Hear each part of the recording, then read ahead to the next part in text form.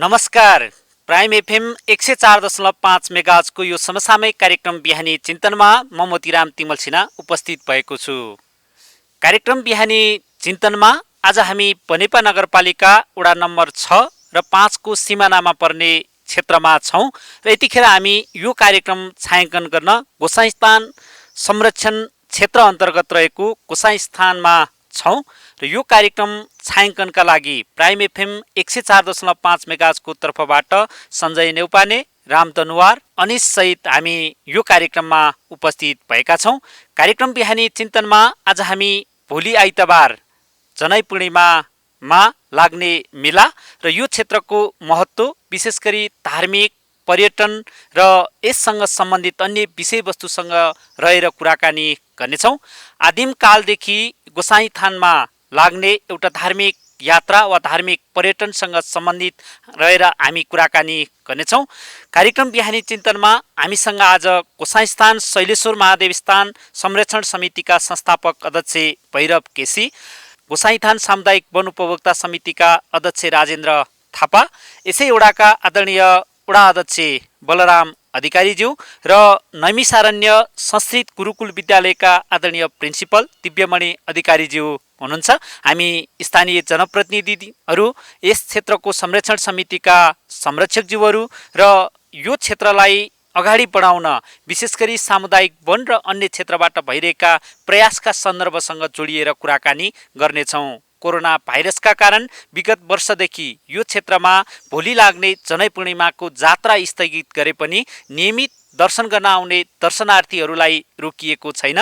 तर पनि यहाँ हुने विभिन्न खालका जात्राहरूलाई भने कोरोना भाइरस सङ्क्रमण हुन सक्ने सम्भावनालाई हेर्दै जात्रा संरक्षण समिति र स्थानीय सरकारले स्थगित गरेको छ। यो क्षेत्रलाई धार्मिक रूपमा अगाडि बढाउन र धार्मिक पर्यटनको हिसाबले अगाडि बढाउन स्थानीय सरकार, प्रदेश सरकार र सङ्घ सरकारले पनि सहयोग उपलब्ध गराएको छ। कार्यक्रम बिहानी चिन्तनमा आज हामी यी विषयसँग सम्बन्धित रहेर कुराकानी गर्नेछौँ।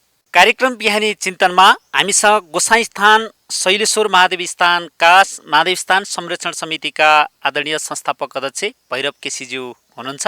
हामी यो क्षेत्रसँग सम्बन्धित रहेर कुराकानी गर्नेछौँ। हामी कार्यक्रम बिहानी चिन्तनमा यहाँलाई हार्दिक स्वागत गर्न चाहन्छौँ। स्वागत छ यहाँलाई। ओम नमः शिवाय। भोलि जनै पूर्णिमा छ। विशेष गरी हिन्दू धर्मावलम्बीहरूले जनै पूर्णिमाको अवसरमा विभिन्न जात्रा पर्वहरू सञ्चालन गर्दै आएका छन्। रसुवा जिल्लाको गोसाइकुण्डमा मनाउने लाग्ने जात्रा यो क्षेत्रमा, यो गोसाइस्थानमा पनि लाग्ने गरेको छ।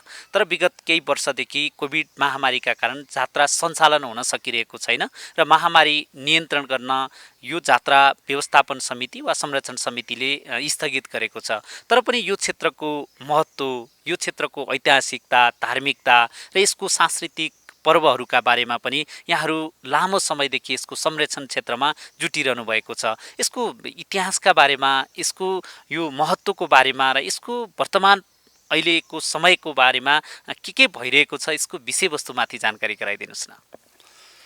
नमस्कार।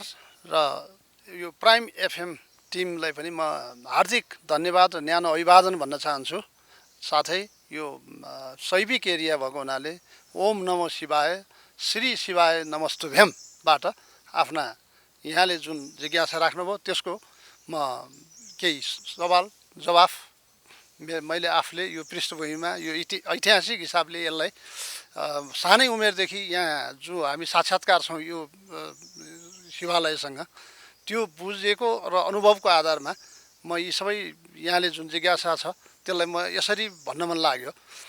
वास्तवमा यो आदिम कालदेखि भगवान शङ्कर जो चाहिँ नि एउटा हलाहल विष नामक एउटा विष समुद्र मन्थन गर्ने क्रममा निक्ल्यो। भगवान शङ्करले उक्त विषबाट ब्रह्माण्ड नै ध्वस्त हुने खतरालाई बचाउनको लागि हाम्रो एउटा शास्त्र शिवपुराणमा पनि वर्णित कुराहरूसँग मिल्दो यहाँ के भएको छ भने त्यो उक्त विषलाई कण्ठमा लिई क्षीरसागरदेखि गोसाइकुण्ड, हालको रसुवा जिल्लाको गोसाइकुण्ड जाने क्रममा पहिलो पाद अथवा पाउको रूपमा यो स्थानमा भगवान शङ्करको पर्यो भन्ने मान्यताबाट सुरु हुन्छ। र हामीले देख्दा पनि परापूर्व कालदेखि नै यहाँ हरिकीर्तन लगाउने अनि कुनै पनि शैविक पर्वहरूमा, शिवरात्रिमा, अनि तपाईँको चाहिँ जनै पूर्णिमा मान्छेहरू त्यो बेलाका समाजहरू यहाँ जम्मा हुने शिवको आराधना पूजा गर्ने प्रक्रियाहरू हामीले केटाकेटीदेखि नै यहाँ देखेका छौँ। हुनसक्छ यो पछिल्लो आधुनिक कालमा यहाँ धेरै साधु सन्तहरूको पनि आवागमन भयो र उहाँहरूले चाहिँ नि विभिन्न खालका संरचनाहरूगत निर्माण सुधार गर्दै जानुभयो। त्यही अनुसार त्यसरी चल्दै थियो। अनि त्योभन्दा अगाडि पनि अझ हामीले त्यो अझ बढी व्यापक रूपमा पब्लिकहरू एउटा जनताहरू चाहिँ यहाँ कसरी आउन थाले भने यिनै हाम्रै यही समुदायको एकजना परियार थरका कमल प्रसाद परियार भनेर जसको एउटा नाम लिइन्थ्यो, उनीले सपनामा यहाँ श्री महादेवको चाहिँ नि साक्षात्कार दर्शन पाएँ भनेपछि बिहानदेखि नै ऊ यहाँ आफ्नो सम्पत्ति पनि लगाएर यहाँ विष्णु भगवानको मूर्ति राख्ने, कुण्ड सफा गर्ने, बाग बगैँचालाई चाहिँ नि एउटा बनाउन खोज्ने, त्यो खालको उहाँले दैनिक पूजापाठ गरिरहने गरेपछि सबैमा धेरै प्रचार हुन थालेपछि व्यापक श्रद्धालु भक्तजनहरूको आउने क्रमहरू हुन थाल्यो यो शैविक पर्वमा। यसरी हुँदै थियो। पछि यो आधुनिक कालमै जुन 42 सालतिर यो हाम्रो नागा बाबा श्री 108 नागा बाबा रमेश गिरी नागा बाबा भनेर हामी चिन्दछौँ, जो उहाँको चाहिँ महिमा ठुलो छ। अरू साधुभन्दा विशेष प्रकारको साधुको रूपमा आफूलाई अथवा समाजले उहाँलाई चिन्दथ्यो। रमेश गिरी नागा बाबा धनेश्वर महादेवमा महादेव थानमा छ नि शिवपुराण लगाउने क्रममा उहाँ 15 दिन त्यहाँ रहनुभयो। त्यहाँबाट उहाँले यो शिव मन्दिरको जुन त्यो सिँढीको यतापट्टि ठ्याक्कै छ नि यो उत्तर साइडतिर हेर्दा यहाँ ज्वलज्वल्यमान छ नि तेज देख्नुभएछ। उहाँले त्यो कुराहरू घुमाएर पछि हामी यहाँको युवा अथवा यहाँको सक्रिय एक ढङ्गले यो संरक्षण समितितिर ध्यान दिने भएको हुनाले हामी नै त्यहाँ जान पर्ने खालको एउटा आकर्षण त्यो के हो दैविक आयो। त्यस पछाडि हामी त्यहाँ प्रस्ताव गर्न गयौँ।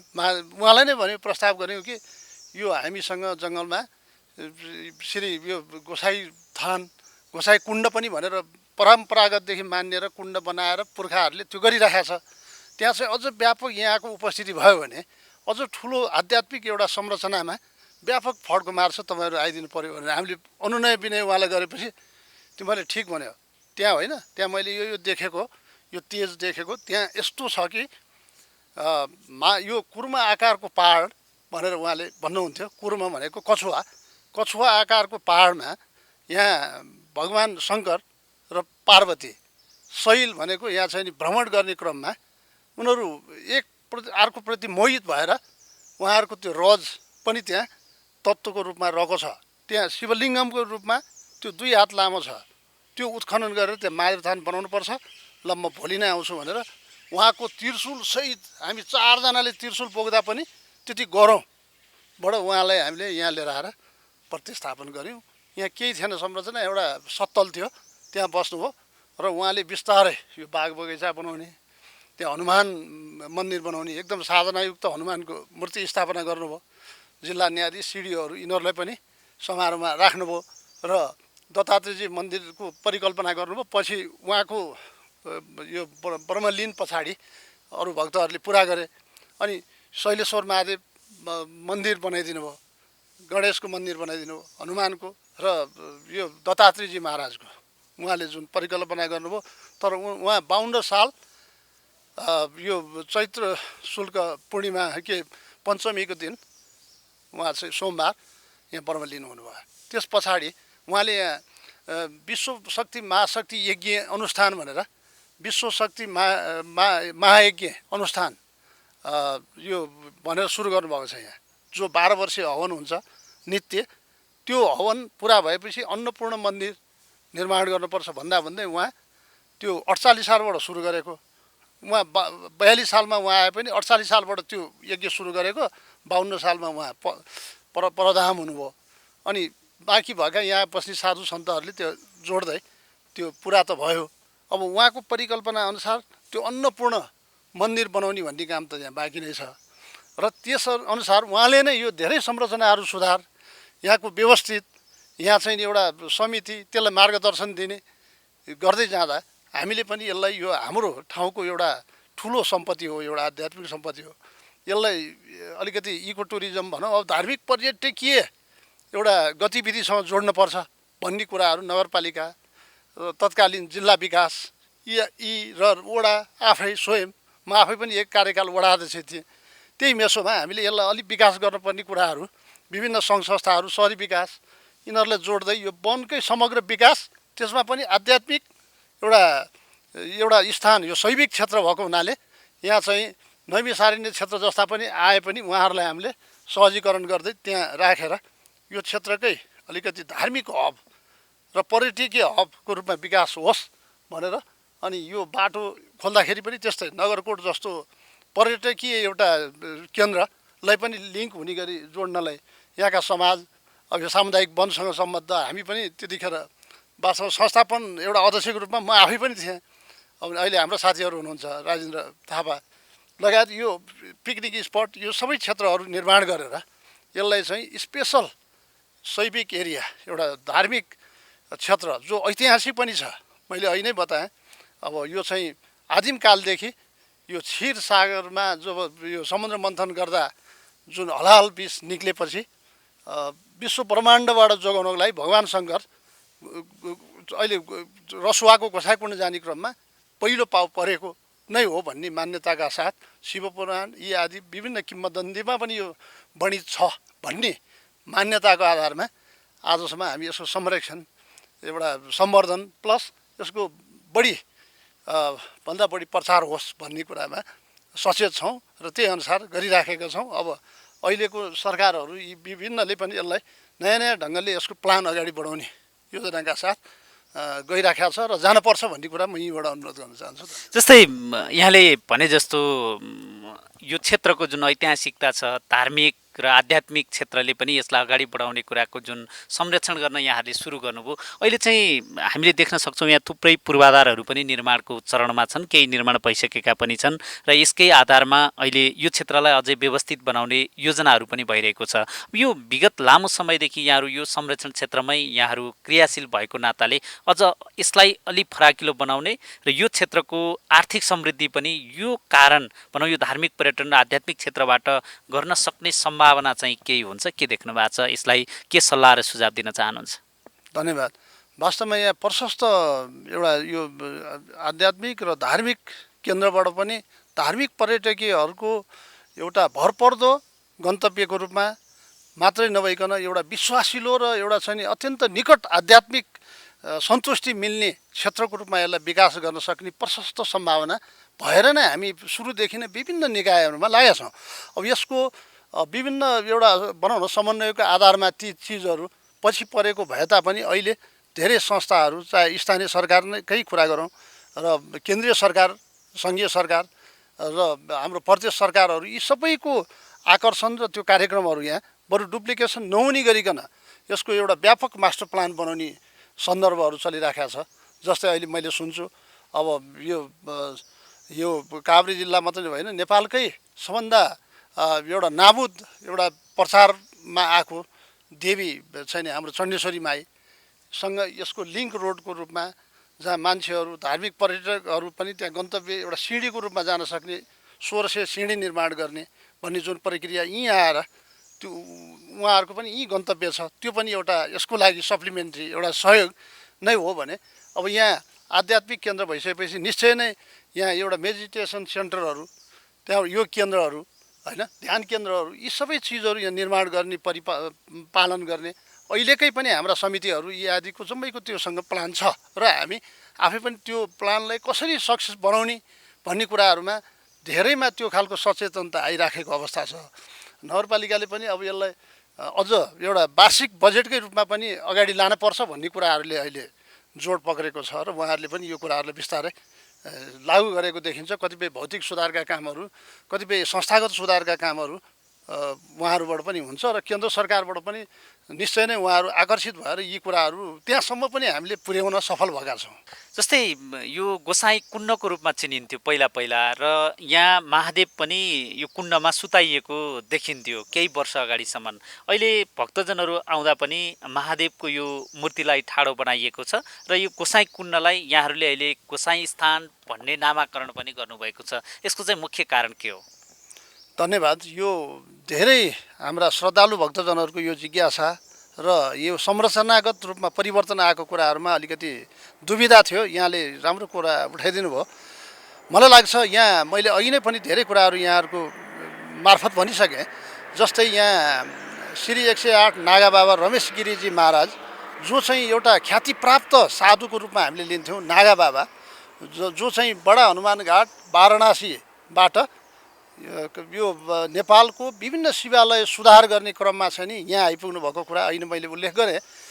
विकटेश्वरको कुरा गर्नुहोस्, कुशेश्वरको कुरा गर्नुहोस् र धनेश्वर लगायत हुँदै यो गोसाई कुण्ड भनिएर त्यतिखेर हामीले मान्यतामा भए तापनि यो स्थानमा जब उहाँ आउनुभयो, उहाँले म आफै त्यसको संस्थापक अध्यक्ष तत्कालीन पनि अध्यक्षकै रूपमा भइरहँदा उहाँबाट के निर्देशन भयो भने यो कुण्ड होइन स्थान हो, यो तिमीहरूले गोसाई स्थान शैलेश्वर महादेव जुन चाहिँ शिव तत्त्वको अर्को लिङ्गमबाट या शैलेश्वर महादेव पनि प्रकट भएको कुराहरू उहाँले समाधान गर्नुभयो।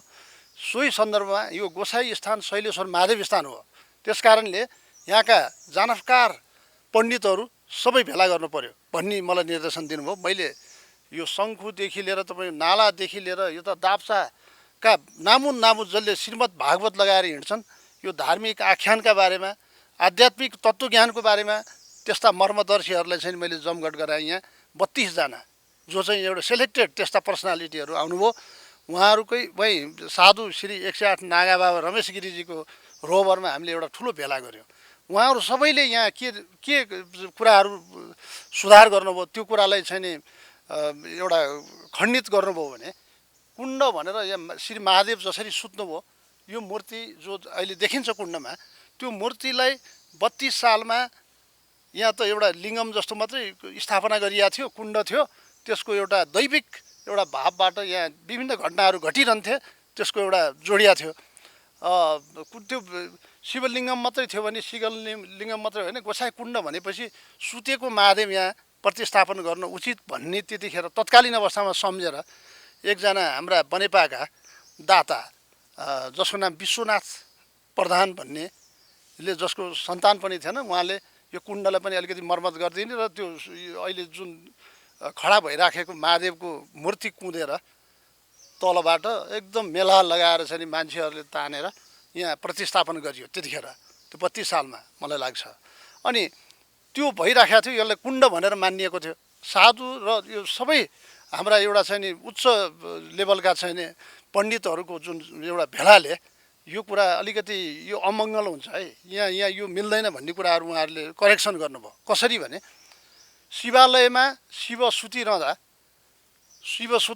त्यहाँ पादासन पनि छ, यसरी टेकिएको छ, त्यहाँ त्यो मिल्दैन, नम्बर 1।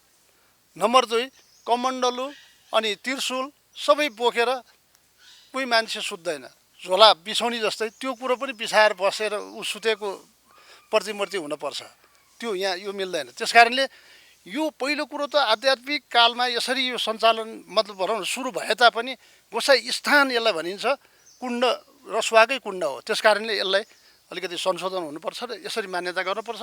यो मूर्ति सुताइएको पनि अमङ्गल छ, त्यस कारणले यसलाई उठाउनुपर्छ। महाङ्काल रूप र स्वरूप श्री महादेवको उठाएको यतापट्टि पश्चिमपट्टि फर्काएर यो गर्नुपर्छ भन्ने उहाँको पनि सजेसन भएको हुनाले हामीले त्यो समितिको नाताले सबै स्टेकहोल्डर सरकारवालाहरूलाई राखेर नेपाल आर्मीका पनि यहाँ त्यो किनभने धेरै उठाउनु पर्ने अलिकति शारीरिक भौतिक श्रमको पनि कुराहरू थियो।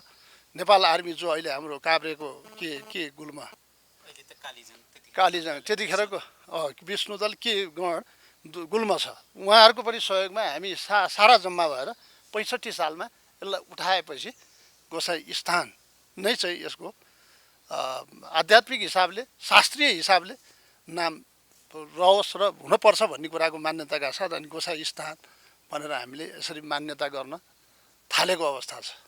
धन्यवाद।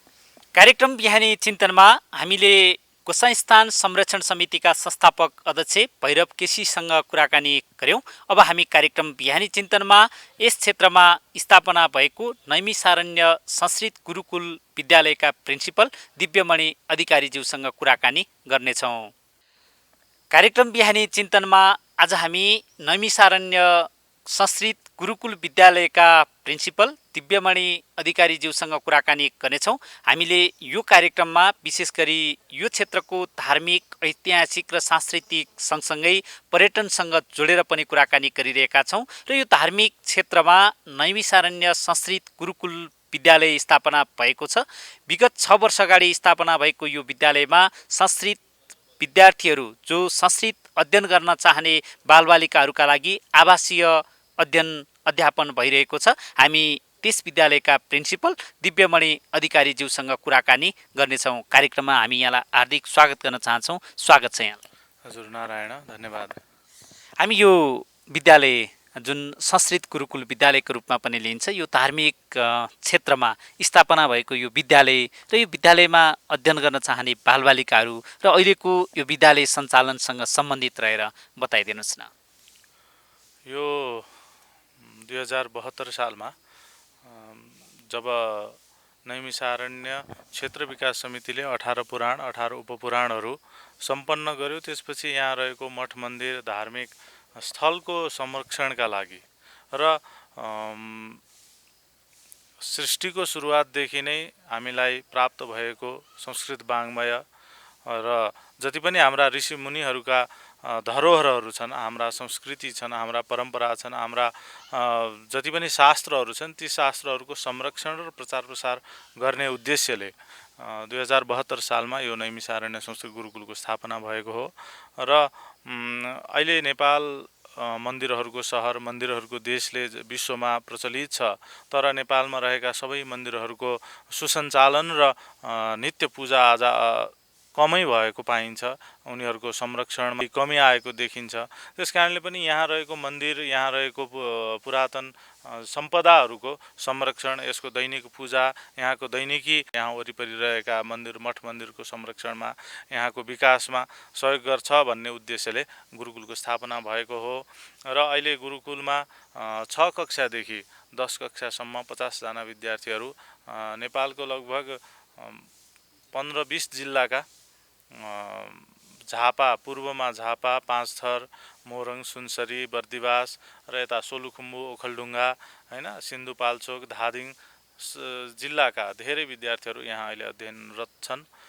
र गुरुकुलको उद्देश्य एकमात्र एउटा देशको लागि सुयोग्य, नैतिकवान, चरित्रवान, राष्ट्रप्रेमी, देशलाई माया गर्ने र हाम्रो संस्कृतिलाई माया गर्ने र यसको प्रचार प्रसार विश्वमा नै गर्न सक्ने त्यस्तो क्षमतावान विद्यार्थीहरूको उत्पादन गर्नु हो।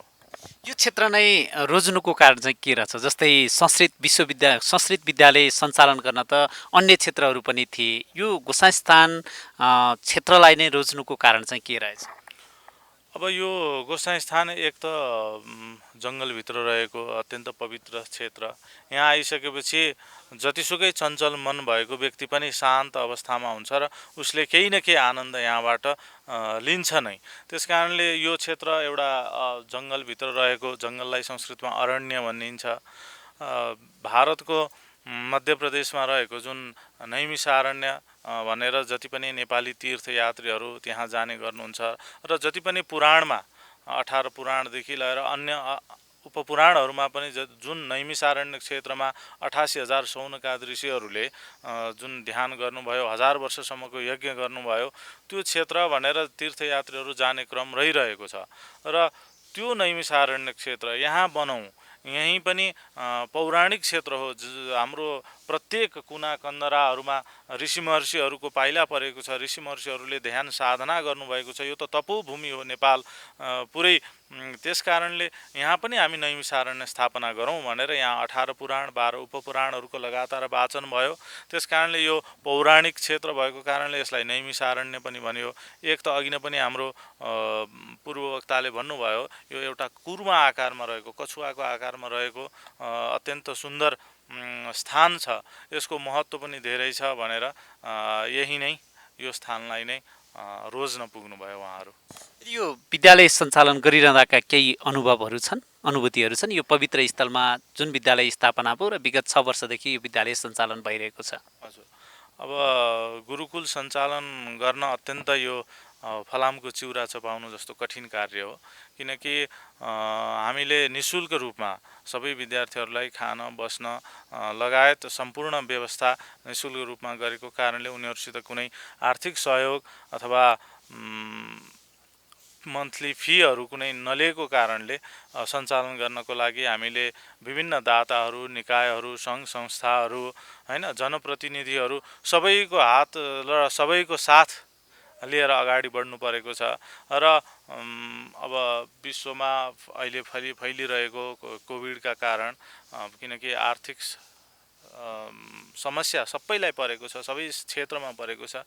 त्यसले हामीलाई अब किनकि नेपाल सरकारले थोरै मात्र गुरुकुलको सञ्चालनका लागि सहयोग गर्छ। ल अहिले हामी कहाँ लगभग महिनाको 4.5 लाख खर्च हुन्छ भने वर्षको 7.5 लाख रुपियाँ नेपाल सरकारले गुरुकुललाई सहयोग गर्छ। अब यस्तो अवस्थामा गुरुकुललाई खानपानको व्यवस्था अनि शिक्षकहरूको लागि पारिश्रमिकको व्यवस्था यी सम्पूर्ण अनि गुरुकुल भौतिक निर्माणको जति पनि निर्माण गर्नुपर्ने त्यसको निर्माणका लागि गर्नुपर्ने जति पनि खर्चहरू छन् त्यसको लागि अत्यन्तै हामी कमजोर अवस्थामा छौँ। हामीले खुला पार्टीमा विद्यार्थीहरूलाई पढाएका छौँ। मन्दिरभित्रै चाहिने थोरै क्षेत्रमा अथवा एउटै कुनामा थोरै राखेर विद्यार्थीहरूलाई हैन राम्रोसित बस्ने आवासीय बनाउन सकेका छैनौँ, विद्यालय भवन बनाउन सकेका छैनौँ। यी विभिन्न चुनौतीहरू छन्। त्यसका बावजुद पनि रुखमुनि नै बसेर हाम्रा ऋषि महर्षिहरूले अध्ययन सुरु गर्नुभएको हो र हामीले पनि बाँसले बारेर खरले छाएकैबाट सुरु गरेका थियौँ। अहिले अलिकति परिवर्तन भएको छ संरचनाहरूमा। बिस्तारै बिस्तारै सबैको साथ, सबैको माया, सबैको चाहिने हात हामीले पाउँदछौँ, सहयोग पाउँदछौँ भन्ने हामीलाई विश्वास छ। अझै पनि यसलाई अझै उचाइमा पुर्याउनु पर्ने अवस्था छ। नजिकै हाम्रो काठमाडौँ विश्वविद्यालय रहेको छ जसले आधुनिक क्षेत्रमा त विश्वमा एसियामा नै उत्कृष्ट विश्वविद्यालयको रूपमा स्थापित भइसकेको छ। अब यसको नजिकै बाटो वारी र बाटो पारी हामी रहेका छौँ। आधुनिक विषयमा त त्यति प्रगति हुन सक्यो भने हाम्रो त यो आफ्नो सम्पत्ति हो। संस्कृत भनेको यो भाषाको उन्नति, यसको विकास र यसको प्रचार प्रसारका लागि काठमाडौँ विश्वविद्यालयले पनि हामीलाई पहिलेदेखि नै संस्थाको सुरुवातदेखि नै सहयोग गर्दै आइरहेको छ र अझ यसलाई विश्वमा चिनाउने गरी संस्कृतकै एउटा माथिल्लो तहसम्म यसलाई पुर्याउने अपेक्षा हामीले राखेका छौँ र यो बनेपाको एउटा धार्मिक सम्पत्ति हो। पर्यटकीय रूपमा पनि यसलाई विकास गर्न सकिन्छ र जति पनि यो क्षेत्रमा रहेका बालबालिकाहरू छन् उनीहरूको लागि संस्कृत भाषाको प्रशिक्षण थोरै समयको लागि 1 महिना 2 महिना यस्तो प्रशिक्षणहरू चलाउन अथवा यहाँ वरिपरि रहेका बालबालिकाहरूलाई हप्ताको एक पटक संस्कृत भाषा सिकाउने, नीतिका कुरा सिकाउने, हाम्रो आदर्श सिकाउने त्यो हामीले उद्देश्य लिएका छौँ। अब पछि अलि हाम्रो विस्तार हुँदै गइसकेपछि त्यो संरचनामा त्यो कार्यक्रमहरू पनि हामी लैजानेछौँ। धन्यवाद। कार्यक्रम बिहानी चिन्तनमा हामीले यस क्षेत्रमा रहेको संस्कृत नैमिसारण्य संस्कृत गुरुकुल विद्यालयका प्रिन्सिपल दिव्यमणि अधिकारीसँग कुराकानी गर्यौं। अब हामी कार्यक्रम बिहानी चिन्तनमा यस क्षेत्रमा रहेको यो सामुदायिक वन उपभोक्ता समिति नैमिसारण्य क्षेत्रमा रहेको गोसाइस्थान सामुदायिक वन उपभोक्ता समितिका अध्यक्ष राजेन्द्र थापासँगको कुराकानी प्रस्तुत गर्नेछौँ। कार्यक्रम बिहानी चिन्तनमा हामी गोसाइथान सामुदायिक वन उपभोक्ता समितिका अध्यक्ष राजेन्द्र थापाज्यूसँग कुराकानी गर्नेछौँ। यो क्षेत्रमा सामुदायिक वनसँग सम्बन्धित रहेर विशेष गरी यो क्षेत्रको धार्मिक र ऐतिहासिकता सँगसँगै सामुदायिक वन उपभोक्ता समितिले यो क्षेत्रलाई अझै अगाडि बढाउन र यसको विकास, संरक्षण र सम्वर्धनका लागि खेलेको भूमिकाका बारेमा हामी कुराकानी गर्नेछौँ। कार्यक्रममा हामी यहाँलाई हार्दिक स्वागत गर्न चाहन्छौँ। स्वागत छ यहाँलाई कार्यक्रम बिहानी चिन्तन। धन्यवाद मरियम सर। हामी यो अहिले जुन धार्मिक क्षेत्रमा छौँ, हामीले अघि पूर्व आदरणीय व्यक्तित्वहरूसँग पनि कुराकानी गऱ्यौँ। यो क्षेत्रको संरक्षणका लागि जो निरन्तर खटिरहनु भएको छ र यसको महत्त्व प्रचार प्रसारका लागि पनि निरन्तर उहाँहरू सक्रिय हुनुहुन्छ। अहिले यो क्षेत्रको महत्त्व बढिरहँदाखेरि यो क्षेत्रमा संस्कृत विद्यालय पनि स्थापना भएको छ र यसको धार्मिक महत्त्व पनि अझै बढिरहेको छ र अहिले स्थानीय सरकारहरूले विशेष गरी यसलाई आय आर्जनको रूपमा अगाडि बढाउन र यहाँ पर्यटनहरूलाई पर्यटकहरूको आगमन वृद्धि गर्न र पर्यटनलाई पनि अगाडि बढाउने उद्देश्यले पूर्वाधार निर्माणको काम पनि गरिरहेका छन्। यस सन्दर्भमा सामुदायिक वनले चाहिँ यो क्षेत्रको संरक्षणका लागि, सम्वर्धनका लागि, प्रवर्धनका लागि के गर्दैछ, के गरिरहेको छ बताइदिनुहोस् न। धन्यवाद। यो मैले तपाईँलाई अलिकति सुरुबाटै भन्छु। तपाईँको 2022-23 सालदेखि अगाडिदेखि यो चाहिँ खुल्ला वन थियो। यो चाहिँ खुल्ला चौर जस्तो थियो। त्यसलाई चाहिँ तपाईँको अस्ट्रेलियन परियोजनाले वृक्षारोपण गर्यो र यसलाई यो सामुदायिक वन चाहिँ तपाईँको 2049 सालमा आएर चाहिँ यो तपाईँको हाम्रो दर्ता नम्बर 3 नम्बरमै छ। त्यति बेला हामी यो सामुदायिक वन अन्तर्गत हामी दर्ता भयौँ 2049 सालदेखि र यो गोसाइँ स्थान सामुदायिक वन उपभोक्ता समितिको नामले अहिलेसम्म रेकर्डिङ छ र यो यसमा अगाडि बढिरहेको छ। र यो हाम्रो चाहिँ तपाईँको यो क्षेत्र गोसाइँ स्थान खुल्ला भागलाई चाहिँ हामीले नाप जाँच ल्याएर नाप जाँच गर्दाखेरि चाहिँ तपाईँको 45.48 हेक्टरमा छ र त्यही वनभित्रै यो गोसाइँ स्थान पनि परेको छ। र यो गोसाइँ स्थान संरक्षण समितिको चाहिँ म उपाध्यक्ष पनि छु यो भित्र र गोसाइँ स्थान वन सामुदायिक वनको चाहिँ अध्यक्ष र गोसाइँ स्थान संरक्षण समितिको चाहिँ उपाध्यक्ष छु। र मैले आएको लगभग 2 वर्ष भयो। म योभन्दा अगाडि यसमा संस्थापक हाम्रा चाहिँ भर दाईहरू हुनुहुन्थ्यो। उहाँहरूले चाहिँ यसलाई चाहिँ अगाडि बढाउँदै लानुभयो। यो कुनै बेला उहाँ दुबईमा एउटै हुनुहुन्थ्यो। उहाँ अथवा दुबई वनको दुवैपट्टि वनपट्टि पनि र संरक्षण समिति पनि उहाँ अध्यक्ष हुनुहुन्थ्यो। र त्यसपछि उहाँले छोडिदिनु भयो र अब हामी आएका छौँ। र हामी आइसकेपछि तपाईँको यसको लागि अब यो वनले के गर्ने, वनले चाहिँ पहिला एउटै हुँदाखेरि चाहिँ विवाद थिएन र अब हामीले विवादमा लानु हुँदैन भन्ने हिसाबले हामीले चाहिँ यो प्रबन्धन गर्नको लागि हाम्रो वनको तर्फबाट यस समितिको तर्फबाट हामी संयुक्त बैठक पनि बसेका छौँ। र यसलाई के गर्न सकिन्छ, जुन अहिले देखिरहनु भएको छ यो जुन बनिरहेको छ यो हाम्रो सामूहिक पहलबाट गोसाइँ स्थान सामुदायिक वन र यो संरक्षण समितिको दुईटाको संयुक्त तर्फबाट यहाँ विकास भइरहेको छ। हाम्रो यो वनभित्र यो वन चाहिँ पुरा नाङ्गे डाँडा खुल्ला चौर हुँदा वृक्षारोपण हुँदै प्रमोट हुँदै अहिले योसम्म आइपुगेको छ। र यो जुन हामीले गोसाइँ कुण्ड पर्सि चाहिँ तपाईँको भोलिको दिनमा हाम्रो यहाँ चाहिँ मेला लाग्दैछ। यो मेलालाई हामीले रोकेका छौँ। यो अब कोभिड-19 को कारणले गर्दाखेरि मेला चाहिँ यो पालि हामीले नगर्ने गरेका छौँ।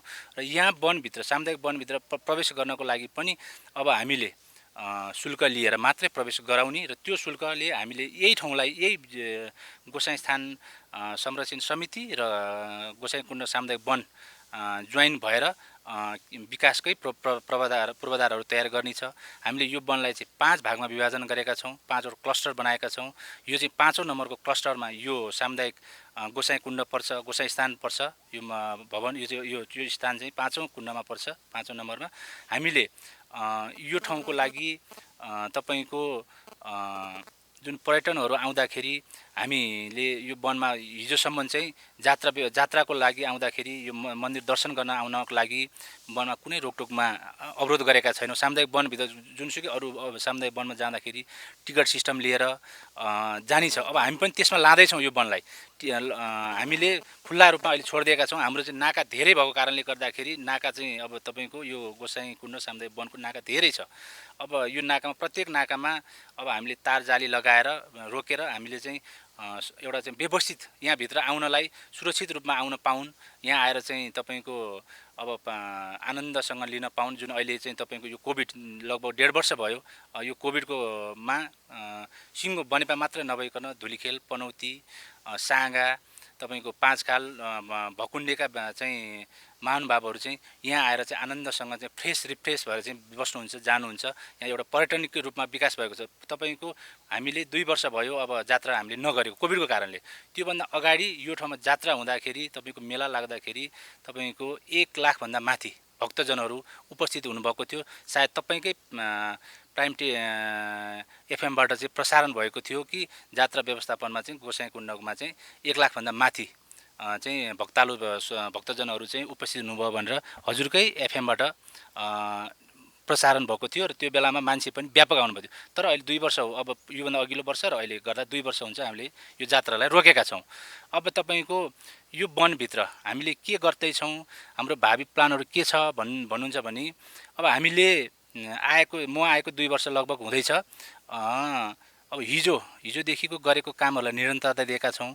अहिले हामी आइसकेपछि यो प्राकृतिक वन जङ्गलमा तपाईँको चराचुरुङ्गी यो ठाउँमा अलिकति पानीको चाहिँ समस्या भएको कारणले चराचुरुङ्गीहरूलाई चाहिँ वासस्थान राख्नुपर्छ, चराचुरुङ्गीहरूको बास हुनुपर्छ र यिनीहरूको लागि पहिलो आहार भनेर पानी हो। त्यो पानी खुवाउनुपर्छ भनेर हामीले यहाँ चाहिँ एउटा चाहिँ प्राकृतिक कृत्रिम पोखरीहरू बनायौँ दुईवटा। अब दुईवटा तयारी भइसक्यो, एउटा अहिले तयारी हुँदैछ भने चाहिँ तीनवटा हामीले चाहिँ कृत्रिम पोखरीहरू यो चराचुरुङ्गीको लागि तपाईँको बस्छन्। पानी त छैन, पानी नभए चराचुरुङ्गी बस्दैनन्, नबसिसकेपछि फेरि उजाड हुन्छ भन्ने हिसाबले हामीले गरेका छौँ। अनि हामी आइसकेपछि तपाईँको यहाँ रुद्राक्षीको बिरुवा चाहिँ हामीले चाहिँ यहाँ वृक्षारोपण पनि गऱ्यौँ।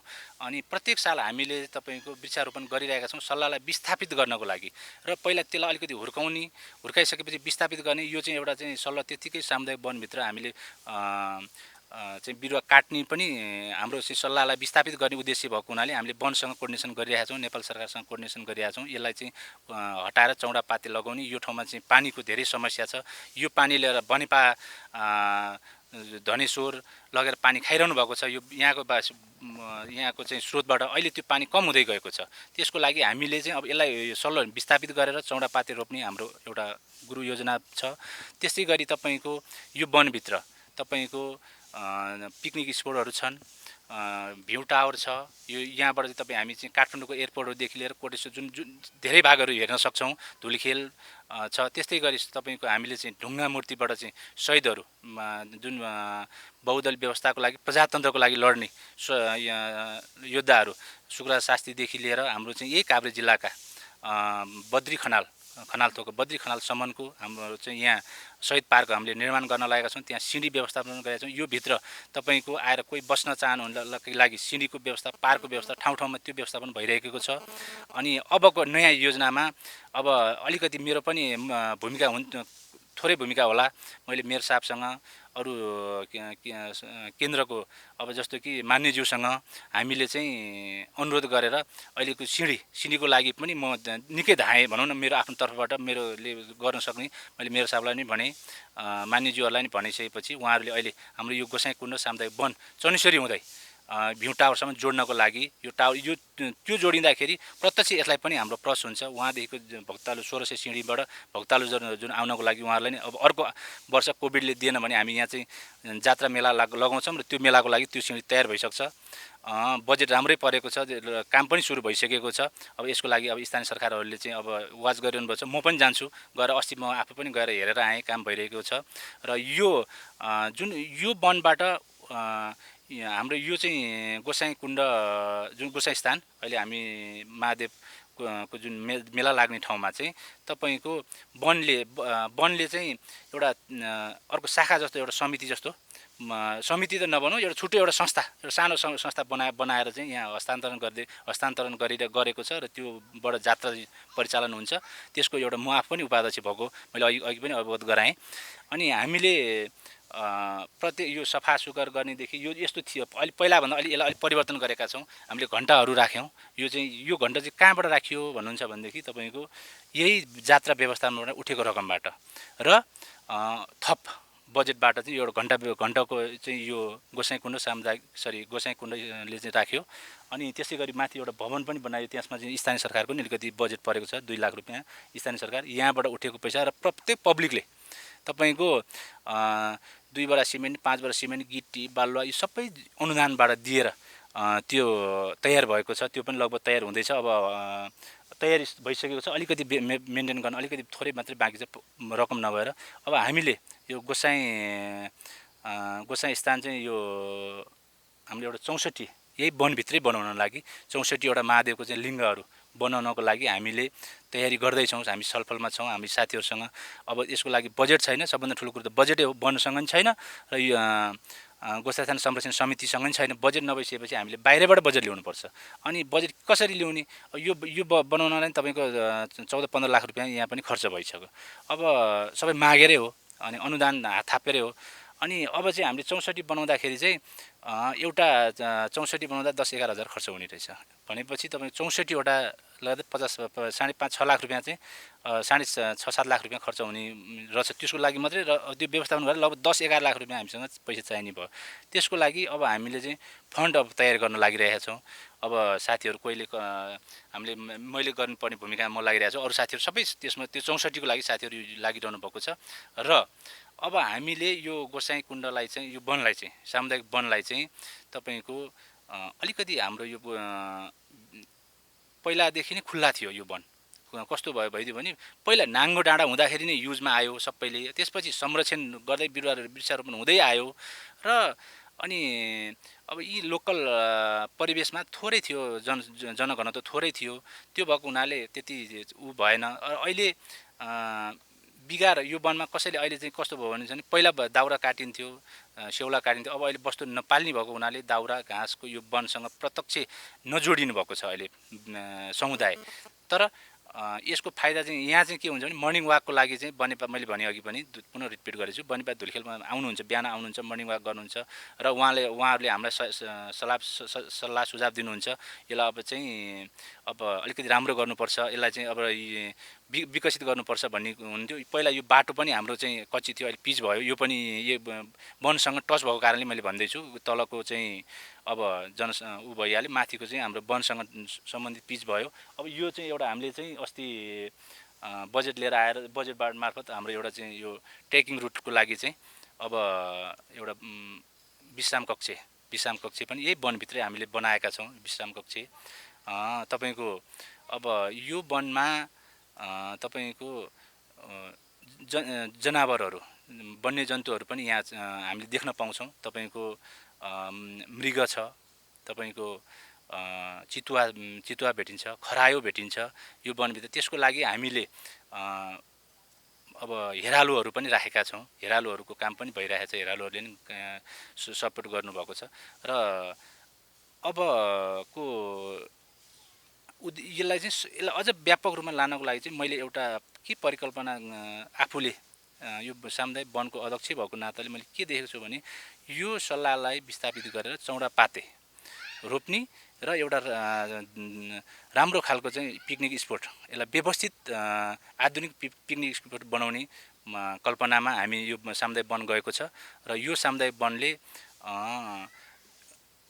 चाहिँ तपाईँको पिकनिक स्पोटलाई अलिक व्यवस्थित, पानीको समस्या थियो, पानीको समस्या अहिले पनि छ। पानीको समस्या भएको कारणले गर्दा हामीले अलिकति अहिले चाहिँ पानीको पनि स्रोत आउँदैछ। पानी चाहिँ यहाँ भएको पानी पनि अब चाहिँ पानी दिन सक्ने भएको कारणले गर्दाखेरि अब हामी छिटै नै यसलाई सल्लो विस्थापित गरेर त्यही रकमबाट पिकनिक स्पोट हामी चाहिँ नगरमा कन्स्ट्रक्सन गर्छौँ, वडामा कन्स्ट्रक्सन गरेर हामी बसेर छलफल, वडा नगर बसेर छलफल गरेर अब यो सल्लाह विस्थापित गर्ने, वन जोडेर विस्थापित गरेर अनि पिकनिक स्पोट एउटा बनाउने र यहाँबाट यो गोसाइँ कुण्ड सामुदायिक वनबाट चाहिँ तपाईँको प्रत्यक्ष सगरमाथाहरू तपाईँको चाहिँ प्रत्यक्ष सगरमाथासँग देख्न पाइन्छ। भ्यू हेर्न लागि यहाँ एकदम उत्तम ठाउँ छ। तपाईँको सगरमाथा प्रत्यक्ष रूपमा देखिन्छ। अहिले हुस्सु लागेको कारणले गर्दाखेरि अहिले चाहिँ उच्च मौसम खुलेको समयमा आउँदाखेरि हामीले यहाँबाट 3-4वटा हिमालहरू देख्न सक्छौँ। त्यसमध्येमा एउटा प्रमुख हिमाल सगरमाथा नै हो हाम्रो।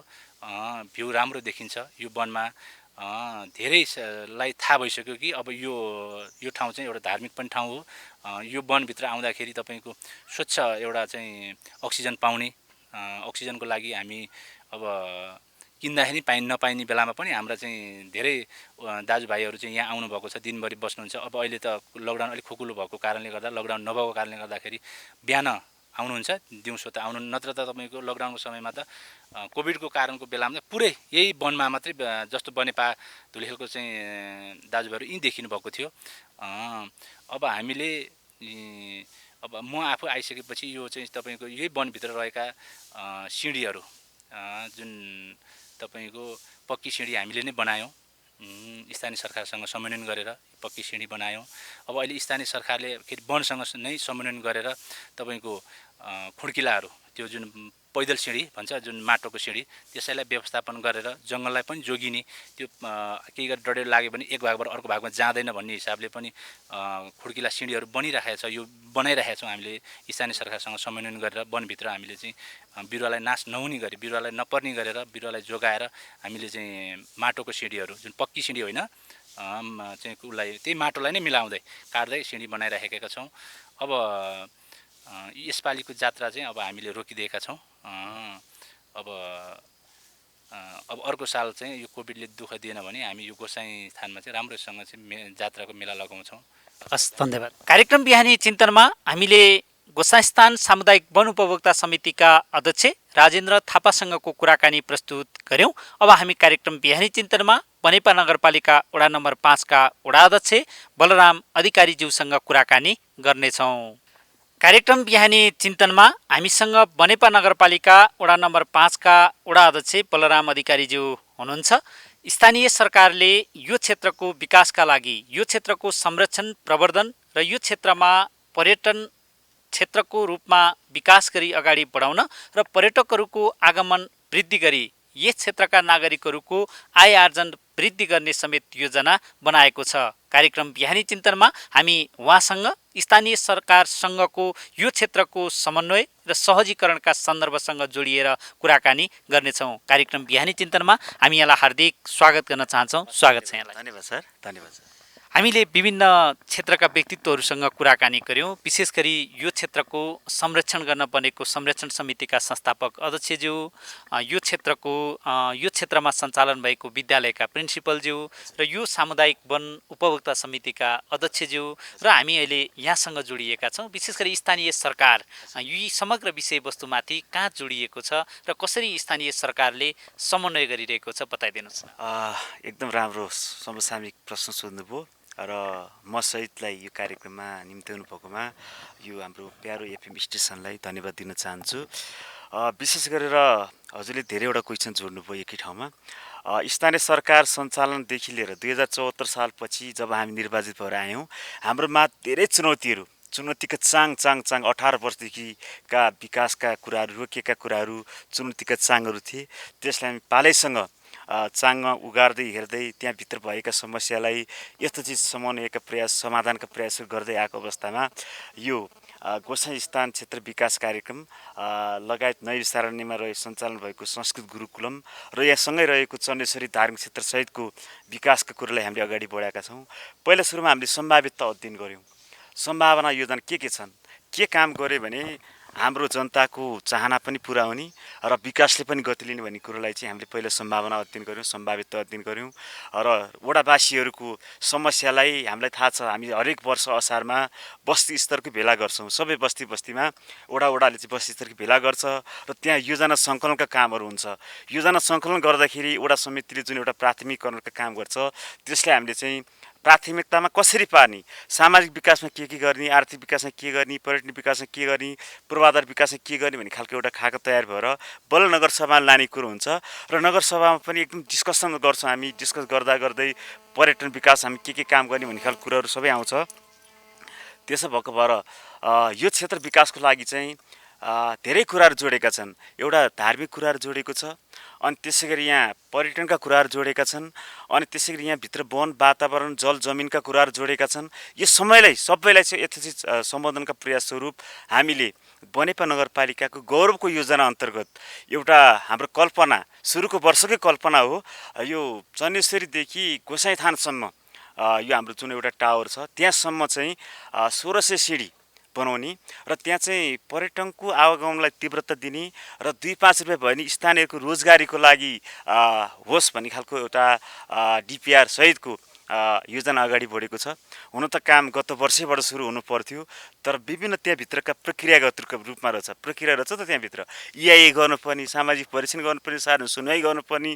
त्यसले चाहिँ ती योजना सञ्चालन गर्दा स्थानीयहरूलाई के प्रभाव पर्छ भन्ने खालको समेत वातावरणीय प्रभाव मूल्याङ्कन सहित गर्नुपर्ने भएको भएर जिल्ला वन, प्रदेश वन सहितको सहकारी स्वीकृति लिनुपर्ने, स्थानीय सरकारवालाको सहित सहमति लिनुपर्ने भएको भएर यो पालिबाट बनेपा 5 र बनेपा 6 जोड्ने एउटा बृहत कार्यक्रम 1600 चण्डेश्वरीदेखि गोसाइँ सिडी काम चाहिँ अगाडि बढेको छ। यो 2 चरणमा हुन्छ। पहिलो चरणमा चाहिँ 400 मिटर लम्बाइ भएको वा 1600 सिडी भनेको मतलब 1600 सिडीमा 400 मिटर लम्बाइ हुन्छ।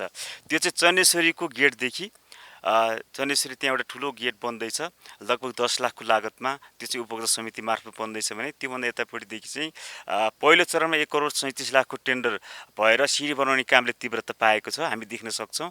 त्यहाँ लगभग अहिले 200 साढे 200वटा सिडी बनिसकेको छ र सेकेन्ड फेजमा चाहिँ त्यसलाई डेकोरेसन गर्ने कामहरू, ठाउँ ठाउँमा फल्चा बनाउने कामहरू, पार्टीहरू बनाउने काम, पार्क बनाउने कामहरू हुँदैछ र हामीले EIA ती वातावरण प्रभाव मूल्याङ्कनमा के देखाएका छौँ भन्दाखेरि रुख बिरुवाहरू धेरै नोक्सान नगर्ने। यदि त्यो बाटो चाहिँ 8 फुटको हुन्छ, सिडी चाहिँ बिचमा यदि कुनै रुखहरू पर्छ भने त्यो रुखलाई पनि एउटा गार्डन जस्तो बनाएर वरिपरि राउन्ड कभर गरेर त्यसलाई पनि एउटा आकर्षक रूपमा बनाएर रुख नमासिकन 4-4 फुटको बनाउने, सकेसम्म रुख बिरुवा कम मासिने भन्ने खालको एउटा त्यसको रिपोर्टिङको रूपमा आएको छ। त्यसरी हामीले काम सुरु गर्दैछौँ र त्यसको काम सक्सेस भएपछि हामीलाई के फाइदा हुन्छ भन्नु होला भन्दाखेरि नगरपालिकामा एउटा हिसाबमा पर्यटनको विकास हुन्छ। बिहानको हामी देख्छौँ नि बनेपालीहरूको आराध्यदेवी चन्नेश्वरी माई हुँदै चप्लेटीसम्म, गोसाइथानसम्म, यसरी केयुसम्म जाने मरुवा टोलीहरू जो हुनुहुन्छ उहाँहरूलाई एउटा गन्तव्य स्थान बन्छ। खुर्र 1600 सिडी दौडेपछि स्वास्थ्य पनि फाइदा, त्यसो हुँदाखेरि अब वातावरण पनि सफा हुन्छ, यो हरियालीको ठाउँमा जाँदाखेरि धेरै राम्रो कुरो हुन्छ। अनि त्यहाँभित्र ठाउँ ठाउँमा पार्कहरू हुन्छन्। कोही त अब हाम्रो जीवनशैली कस्तो भएको छ भन्दाखेरि सधैँ काम धपेडीले गर्दाखेरि मान्छेले चाहिँ एक दिन चाहिँ घुम्न चाहन्छ। घुम्नको लागि नजिकको गन्तव्य कुन भन्दाखेरि चन्नेश्वरी सिडी हुन्छ, किनकि बनेपाको नजिक, धुलिखेलको नजिक, सबैतिरको नजिक भएको भएर ठाउँ ठाउँमा पिकनिक पनि गर्न पाउने खालको कुराहरू त्यहाँ एडजस्ट भएका हुन्छन्, त्यहाँ समावेश भएका छन्। त्यसो भएको भएर एउटा ठुलो योजना त्यो हो।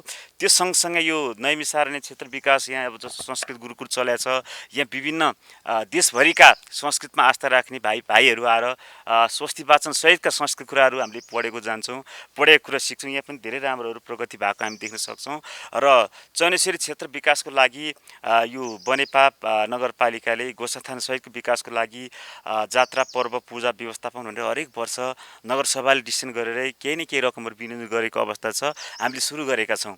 योभन्दा अगाडि थिएन थाहा छैन। हामी आएपछि चन्नेश्वरी जात्रा, यो गोसाथान जात्रा लगायतको जात्रालाई चाहिँ फोकस गर्नुपर्छ भनेर केही न केही हाम्रो चाहिँ जात्रा व्यवस्थापन कोषबाट हामीले दिँदै आएका छौँ र भोलिका दिनमा यो बाटो हामी धुलिखेल नगरको पदमार्गको कुरो पनि उठाएको छ। यो बाटोले चाहिँ एउटा पर्यटकीय बाटै हो, यो पर्यटकीय मार्गको रूपमा रहेको छ। यो दुईटा बाटो छ, एउटा मोटर बाटो र एउटा पदमार्ग सँगसँगै ठाउँ ठाउँमा अघि सरले पनि भन्नुभयो, ठाउँ ठाउँमा एउटा विश्राम कक्षहरू छन् र कलात्मक रूपमा इँटा ढुङ्गाका सिडीहरू बनेको देख्न पाउँछौँ हामी।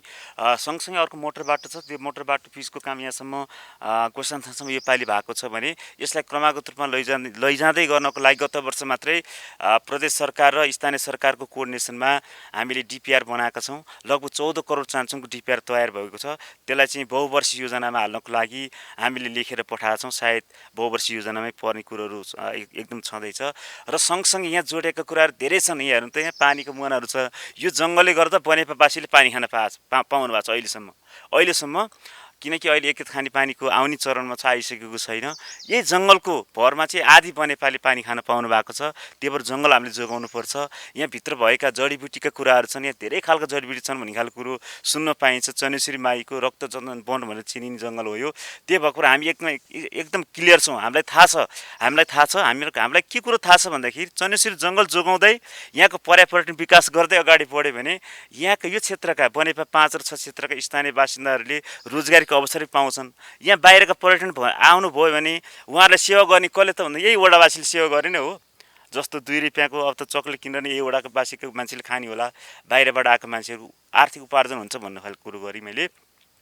यो कुरो यहाँ जोड्न चाहिँ र सँगसँगै हाम्रो यो क्षेत्रमा भएको चन्नेश्वरी, गोसाइथान, जलेश्वर, चप्लेटी, ओपी, नगरकोटसम्म जाने एउटा पदमार्ग छ। त्यो चाहिँ एउटा के हो भन्दा पर्यटकीय क्षेत्र हो। नेपाल सरकारको पहिलेदेखिको प्लान हो। त्यो पहिलादेखि प्लान हो। यसलाई चाहिँ धुलिखेल नगरको ट्र्याक रूपमा चाहिँ स्थापित गर्नुपर्छ भनेर चाहिँ अगाडि बढाएको पहिला एउटा सपना थियो। एउटा ट्र्याक चाहिँ खोलिसकेको अवस्था छ। अब त्यसलाई चाहिँ राम्रो पार्ने काम बाँकी छ। हामी पार्दैछौँ। अब हाम्रो कार्यकाल सकिँदै गर्दाखेरि पनि हामीले योजनाहरू, दीर्घकालीन योजनाहरू, जस्तो कि हामीले 74 सालदेखि आएका योजनाहरू हाम्रो वडामा योजना बैक बनाएका छौँ। जति योजना आएको छ हामीले लिपिबद्ध गरेका छौँ। भोलि कुनै सभासद सांसदज्यूहरूले, मान्यज्यूहरूले तपाईँको वडामा के योजना हाल्न बाँकी छ भने ठ्याक्क सोध्नु भने यो योजना चाहिन्छ मलाई, यो योजना यति पैसा चाहिन्छ भनिसक्ने एउटा आधार भएको भएर हामीले योजना बही बनाएको छौँ।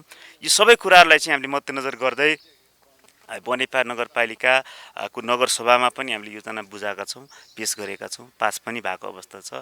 र समग्र रूपमा यो बाटोघाटो पुल पुलेसा मात्रै विकास होइन रहेछ, यो धार्मिक क्षेत्रको संरक्षणका कुराहरू अनि स्थानीय क्षेत्रसँग रिलेटेडका कुराहरू, पर्यावरण विकासको कुराहरू, यो वडावासी नगरवासीको स्वास्थ्यका कुराहरू, चेतना स्तर विकासका कुराहरू हेर्नु त चेतना स्तरको मान्छेको कहाँनिर छ। अब मान्छेहरू दिन दहाडे आफ्नो त्यो स्वास्थ्यमा खेलबाड गर्दै गएको अवस्था छ, उहाँलाई थाहा भएर नभएर आफ्नो ठाउँमा छ। चेतना स्तर पनि हामीले अगाडि बढाउँदै लानुपर्छ। कुलता फस्ने कुराहरू त्यतिकै फैलिएको छ, त्यसलाई पनि जोगाउनुपर्छ। यो विकासको नाममा विकृति चाहिँ नहोस् भनेर हामी प्रतिबद्ध छौँ, त्यो गर्न दिँदैनौँ। विकासै गर्ने हो, विकास गर्नलाई चाहिँ हामी अगाडि बढेका छौँ। हामी जनतालाई सेवा गर्दै विकास गर्ने हो।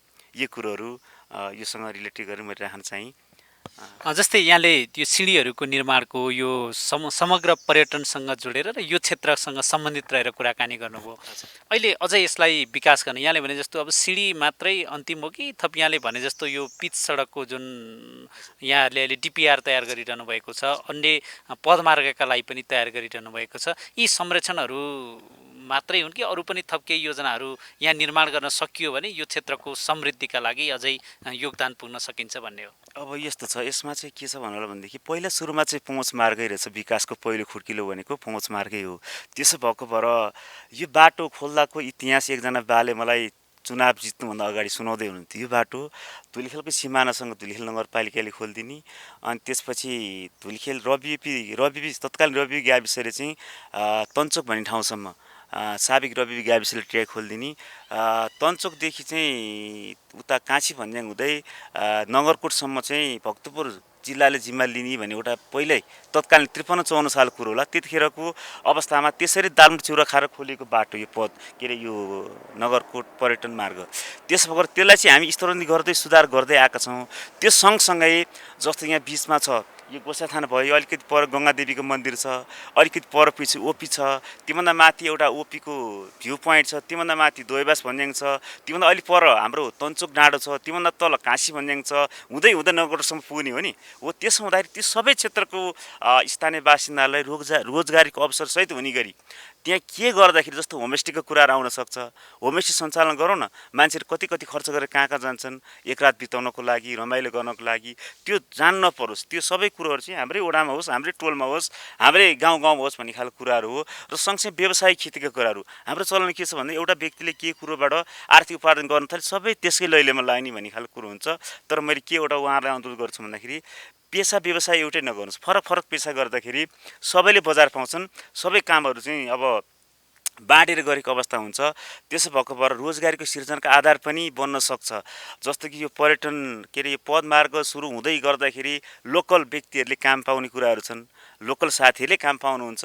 त्यसो हुँदाखेरि उहाँहरूको आम्दानीको स्रोत त बढ्दै जान्छ नि त। त्यसो भएको भएर त्यो त्यहाँ मान्छे आउँदै गर्दाखेरि उहाँले नाङ्लामै भए पनि 2-4 त्यो मिनरल वाटरका बोतलहरू राख्न पाउनुभयो, 2-4 प्याकेट चक्लेट बेच्न पाउनु, ठाउँ कफी सप राख्न पाउनुभयो। यसरी चाहिँ विकास र समृद्धिको बाटोहरू पहिलो पदमार्गबाट सुरु हुन्छ। र नगरको धेरै दीर्घकालीन सोच छ त, धेरै सोचाइहरू छ। जस्तै माथि एउटा टावरहरू छ, त्यहाँ चाहिँ अब त्यहाँबाट चाहिँ भ्यू अवलोकन गर्नको लागि मान्छेहरू आउँछन्। र त्यो गेटमै हाम्रो चाहिँ एउटा काउन्टर राख्नुपर्छ भन्ने कुराहरू छ, किनकि वनलाई पनि जोगाउनु पर्ने, झोपाइतिर मान्छे प्रवेश गर्न दिनु हुँदैन, 10 रुपियाँ मात्रै भने टिकट सिस्टम गर्नुपर्छ भन्ने खालको कुरो चलेको छ। त्यो भएको भएर हामीलाई लाग्छ, हामीलाई विश्वास छ सबैजनाको कोअर्डिनेसनमा काम गर्दाखेरि विकासले मूर्त रूप लिन्छ। हाम्रो एउटा सपना छ, त्यो सपनालाई पुरा गर्नको लागि सबैले साथ र सहयोग गर्नुहुन्छ। अब हाम्रो मान्यज्यू हाम्रो आदरणीय गोकुल भास्करज्यूले धेरै मेहनत गर्नुभएको छ, उहाँले धेरै रकम हालिदिनु भएको छ। सहरी विकास मन्त्रालयबाट योपालि 3.5 करोडको त टेन्डर भइसक्यो त्यही पदमार्गमा। भनेपछि उहाँले धेरै अब चनेश्वरीमा त्यो फोहोर फाल्ने ठाउँमा पनि उहाँकै पहलमा यो चनेश्वरी स्नानगृहको नाममा एउटा राम्रो स्थल बनेको छ। त्यहाँ पनि अब धेरै खालका क्रियाकलापहरू गर्न सकिन्छ, विवाह व्रतबन्धहरू, पिकनिकहरू, सेमिनारहरू त्यहाँ गर्न सकिन्छ। हामीले अरू हलहरू खोज्दै जानु पर्दैन। र मेन कुरो चाहिँ हाम्रो वडावासी नगरवासीहरूलाई म के भन्छु भन्दाखेरि यो पालि भोलिको जनैपुर नै छ। योपालि तपाईँहरू यो धार्मिक तीर्थयात्रामा आउन नपाए पनि घरमै बसेर यहाँको प्रत्यक्ष प्रसारण हेरेर लाभ लिनुहोला। धर्म के अरे त्यही घरबाटै चाहिँ नमस्कार गरेर प्रार्थना गर्नुहोला। अर्को वर्ष यो कोभिड हाम्रो समाप्त हुँदैछ, सबैले खोप पाउनुहुन्छ। खोपको अभियान पनि हामी लागेका छौँ। सबैले खोप पाएपछि यो कोभिड विरुद्धको हामीले लडाइँ जितेपछि अनि हामी फेरि यसै गरी भेला भएर विकास समृद्धिको बहस गर्दै अगाडि बढ्नेछौँ भन्ने खालको कुरोहरू भन्न चाहन्छु। यहाँलाई विशेष धन्यवाद दिन चाहन्छु। एकदम धन्यवाद सर। अब यो समय दिनुभयो प्राइम एफएम काभ्रेली जनताको प्रिय रेडियो स्टेसनमा बोलाएर यो हामीलाई फिल्मै ल्याएर मनका कुरा पोख्ने त्यो हाम्रो विचार व्यक्त गर्ने अवसर दिनुभयो, त्यसको लागि हजुरलाई र यो एफएमका सम्पूर्ण साथीहरूलाई धेरै धेरै धन्यवाद दिन चाहन्छु। कार्यक्रम बिहानी चिन्तनमा हामी आज नैमिषारण्य गोसाइँस्थान क्षेत्र बनेपा नगरपालिका वडा नम्बर 6 र 5 को सिमानामा पर्दछ। यो क्षेत्रको संरक्षण, प्रवर्धन र यसको प्रचार प्रसारका लागि लामो समयदेखि गठन भएको र क्रियाशील भएको गोसाइँस्थान शैलेश्वर महादेव संरक्षण समितिका संस्थापक अध्यक्ष, यस क्षेत्रका स्थानीय जनप्रतिनिधि, सामुदायिक वन उपभोक्ता समितिका अध्यक्ष र यस क्षेत्रमा स्थापना भएको गुरुकुल संस्कृत विद्यालयका प्रिन्सिपल र अन्य व्यक्तित्वहरूसँग कुराकानी गऱ्यौँ। आज हामी यो कार्यक्रम छायाङ्कन गर्न उपस्थित भएका छौँ गोसाइँस्थान क्षेत्रमा। यो क्षेत्र हुँदै काभ्रेपलाञ्चोक जिल्लाको ऐतिहासिक क्षेत्र धुलीखेल हुँदै नगरकोटसम्मको पदमार्ग र सडक मार्ग दुवै सञ्चालनका लागि विभिन्न समयमा पहल कदमी र बजेट व्यवस्थापन हुँदै आएको छ। चालु वर्षमा धुलीखेलदेखि नगरकोटसम्मको पर्यटकीय क्षेत्रलाई प्रवर्धन र अगाडि संरक्षण गर्ने उद्देश्यले सङ्घ सरकार, प्रदेश सरकार र स्थानीय सरकारले समन्वय गरिरहेका छन्। कार्यक्रम बिहानी चिन्तनमा हामीले भोलि आयोजना हुने यस क्षेत्रको जनाई पूर्णिमा जात्रा र यस क्षेत्रको संरक्षण र यस क्षेत्रको ऐतिहासिकता, धार्मिकता र यो क्षेत्रसँग पर्यटन र पर्यटकहरूको आगमन वृद्धि गर्न भइरहेका प्रयासका बारेमा कुराकानी गऱ्यौँ। हामीसँग चन्नेश्वरी बनेपाको जुन ऐतिहासिक मन्दिरको रूपमा चिनिन्छ त्यस क्षेत्रदेखि गोसाइँस्थान क्षेत्रसम्म पहिलो चरणमा निर्माण हुन लागेको 1600 सिँढी र अन्य धार्मिक, सांस्कृतिक, पर्यटकीय र विशेष गरी यहाँको ऐतिहासिकतासँग जोडिएर निर्माण भएका पूर्वाधारहरूका बारेमा पनि हामीले कार्यक्रम बिहानी चिन्तनमा जानकारी गरायौँ। हामी यो कार्यक्रमको छायाङ्कनका लागि प्राइम एफएम 104.5 मेगाहर्जको तर्फबाट राम दनुवार, सञ्जय नेउपाने, अनिश पोखरेल र म मोतीराम तिमल सिन्हा यसै क्षेत्रबाट बिदा माग्न चाहन्छौँ। नमस्कार।